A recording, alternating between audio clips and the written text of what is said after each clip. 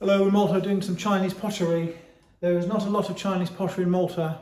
It is quite curious. In England there's mountains and mountains of the stuff, Japanese as well. In Malta there really isn't much early Chinese pottery, and there is probably more Japanese pottery in Malta than Chinese. So when I see it in Malta, I latch onto it quite keenly. I latch onto it in England as well because it's extremely commercial as a product, and I find in England a lot of it does actually go back to China. The reason the Chinese are buying it is because, to a great degree, in China, much of their own stuff has left China, and within China the prices are very high for the 18th century stuff and the 19th century stuff, and of course even the later stuff. But there is a problem with reproductions in China, and the market as a whole does not consider the sourcing in China reliable.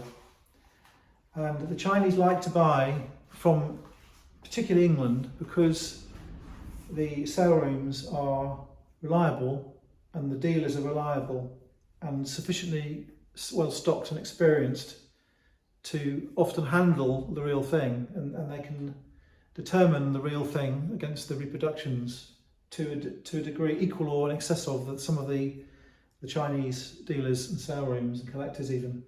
So China is using England as a stock room, and they are buying back much China that was taken from China to England in the 17th, 18th, 19th, 20th century. And what they're looking for is 18th century or earlier. We all hear the stories about the Chinese stuff going for silly money, and the fundamentals are yellow means imperial colour, and obviously the older the better. Some of the very early Chinese pottery is incredibly simple and provides the pedigree for even English potters like Bernard Leach and Ree. You'll find that in the 20th century a lot of the designer studio ceramics in England were based on early Chinese pottery. It's quite interesting to look, actually. So before I start on this, I'll just go over one more thing. The Royal Imperial porcelain wasn't necessarily marked any different to the ordinary stuff. So you can't just go on the signatures on the bottom. Now, I don't know how to read them. I'm not a specialist, but I know basics about this stuff, and there are certain things to look for when you're buying these pots. Now, I bought these off a reliable vendor in Malta, and they are 18th century Kangxi Chinese porcelain, and they're not Japanese. That's the first major distinction you to look at when you look at Oriental pottery. Apart from age, you look at whether they're Japanese or Chinese. Japanese pottery on the whole doesn't fetch the same price as Chinese. It tends to track the lower level, like for like, and the Japanese do use a lot of non-porcelain pottery. They use Kyoto ware, which is like a soft biscuity stoneware. But these are porcelain. And porcelain is vitreous, it's hard, it's stain resistant, it's white, it's like a tooth. And there are certain things to look for. So one of the things is the orange peel feel. I can feel that is not a smooth finish. It is slightly wavy, slightly pitted. It is not as orange peely as I would have liked, but it is certainly not something that's come out of a slip mould or plaster mould. It is an interesting texture. So texture is important. Now, you can't see the texture, you have to feel it. And this is another thing, you need to get these things, hold them. These are quite heavy. 2 rings put on with a brush when it's being potted. The bottom has slight rippling. It is unglazed on the very edge. It's smooth. It's not granular. They're meant to be smooth. Sometimes the reproductions make it very gritty. Not meant to be like that. The other one has a similar mark. I'm not going to say signature. I'm going to say character. I'm not going to say seal. I'm going to say mark. It's not a sticker. It's not a transfer. It's not impressed. It's painted by hand. I'm going to look to see. Yeah, I mean they are similar, but not identical. You don't want them to be identical. I'm looking for transfer lines, which would make it later or a copy. There are no transfer lines. Not only can they transfer the whole thing, they can transfer the outlines and fill in the gaps. I can't see any transfer lines. I want to compare the profiles and the decoration to see how uneven they are. I want them to be a pair, but not identical pairs, if you see what I mean. So I can see, if I put them side by side, the collar here is longer than the collar here. They're not going to do them like that in the factory in the 19th century. They're not going to do it in this century. Bang them out different collars. They're going to be the same. That is a forgivable difference in size. The heights are the same. Lids. The lids have the non-glazed ground off area. I don't think it is actually literally ground off. I think it is finished in a sort of biscuity clay. It's just that it isn't glazed. If it was glazed, I would have just sponged off the glaze.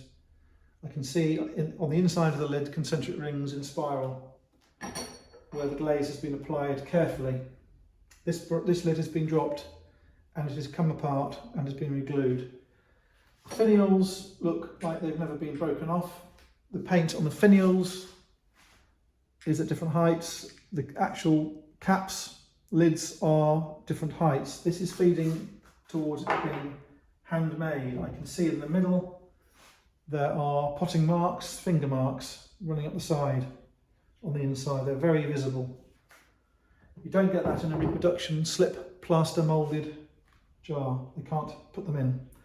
You sometimes see them put in occasionally, but generally they wouldn't go down to the bottom. They have a authentic baluster shape. In the 20s, when they made them more slender, and they are disproportionate to the intended original shapes of baluster. You have a border here, 2 lines. You have a border here, 2 lines, 1 line,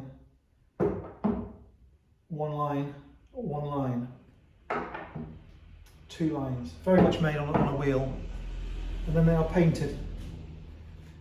Blue and white planters a cage effect, a balustrade or bridge effect.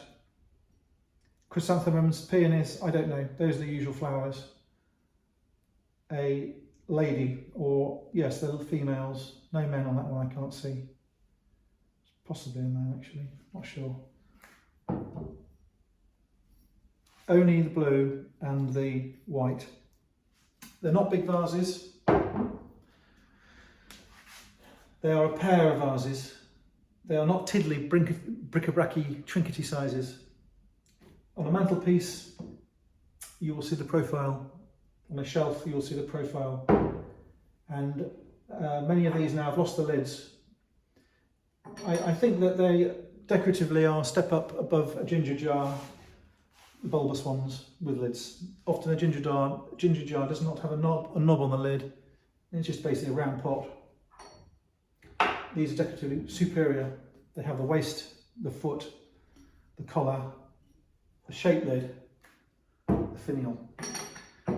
So we have a pair of very old Chinese pots, handmade, hand painted, reassuring differences.